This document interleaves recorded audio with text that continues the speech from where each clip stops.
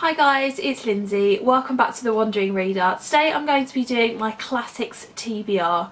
One of my goals for 2018 was to read 6 classics just like it was in 2017.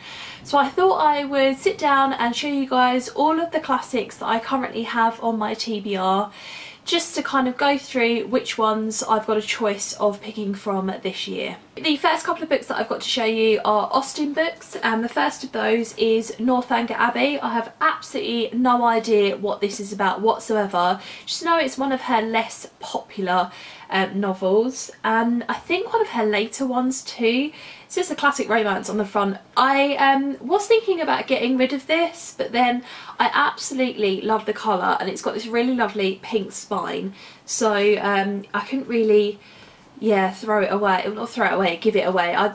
Just because I think it's so beautiful.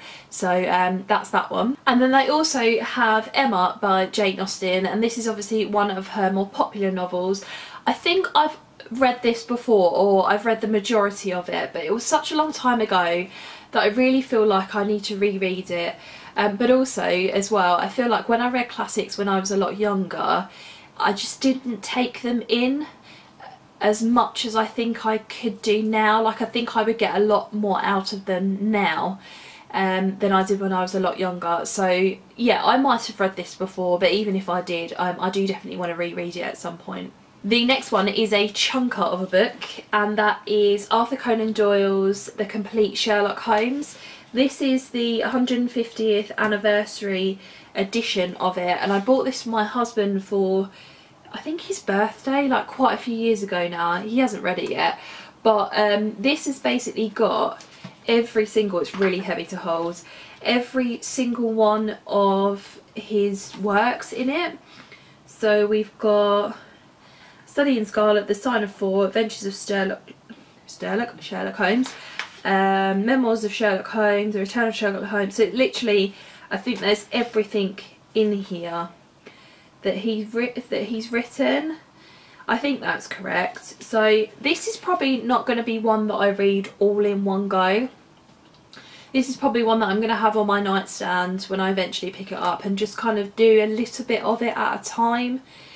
Because it is, yeah, so hefty, and it's one of those books where the pages are like really thin, like they're like Bible pages basically. So yeah, I've never actually read any Sherlock Holmes before. I've been a big fan of the programme Sherlock, which is on the BBC. I've watched, I think, the first 2 series of that, and then the recent Sherlock Holmes films. Is it Robert Downey Jr. who plays Sherlock Holmes in that? They were quite good, but I've never read the original works, so really interested in finding out whether I actually like them or not. Next up I have more of a modern classic, and it is Murder on the Orient Express, and this is by Agatha Christie. I picked this up because of the film that came out, I think, right at the end of 2017. I since haven't heard great things about the film, but the trailer looked amazing and it made me want to pick up the book, and I always like to read the book first. So yeah, one of her classic, is it, I don't think it's Poirot, oh it is Poirot, yeah, one of her classic sort of Poirot books. Yeah, really interested in picking that one up. Next up I have a couple of James Bond, Ian Fleming books. My husband started reading these, and I'm just really interested to pick them up as well. So I have Casino Royale, which I believe is the first one that he wrote, and then I also have Live and Let Die, and I think this is the second one. My husband really likes these editions, although the classic Red Spine editions are just as beautiful.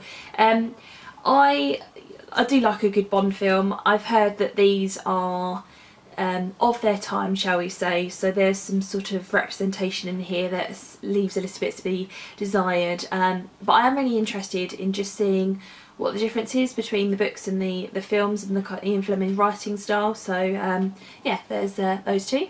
Then there is this massive tome as well, and this is Les Miserables by Victor Hugo. I saw the West End production of Les Miserables about 5 years ago now, and then of course we've had the film come out since. I'm just looking outside because it's just started to snow, and we had a few hailstones earlier, which we haven't had for ages, and then yeah, just looking out the window, it's gone like really grey, and it is just absolutely whomping it down with snow. It's been really cold over the last couple of days, but I don't know whether it'll settle just because we've had some rain as well, but yeah, just whoosh. So anyway, yeah, got a bit distracted. Yeah, so I saw the West End production of this, which I absolutely loved, and I'd love to go back and see that again. And then the film came out, which was equally as good, really, really good. But this is just massive. I mean, how many pages is this? It's about 1200.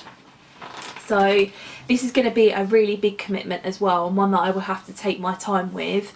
And I don't think I've heard anybody talk about this on BookTube, certainly. I don't really know anybody who's read this, so I'd be really interested to hear in the comments below whether you have read this and what you thought of it, and sort of how far up my TBR you think this should go. This is another modern classic, and it is Brave New World by Aldous Huxley, and this I believe is sort of a post-apocalyptic story, and I think it's got something to do with, yeah, I know that it's post-apocalyptic, and then I basically don't know any more than that. But this is one of those ones where, you know, lots of people have read it, and I just feel like I need to read it to kind of be well read, if that makes sense. Yeah, so we'll see. Next up, I have one that I picked up a little bit more recently, and that is The Turn of the Screw, and this is by Henry James. I've not read any Henry James before. This is quite short, but I have heard basically that it's about a creepy house, and a new governess goes to look after a couple of children in this house, and then she starts discovering things that are going on that are really quite dark. And this has got a ridiculously creepy cover. I absolutely hate dolls and that kind of thing. Yeah, it just really freaks me out. So yeah, I don't know, maybe this will be one to read sort of later on in the year when it turns to winter again, maybe sort of October, November time. We'll see.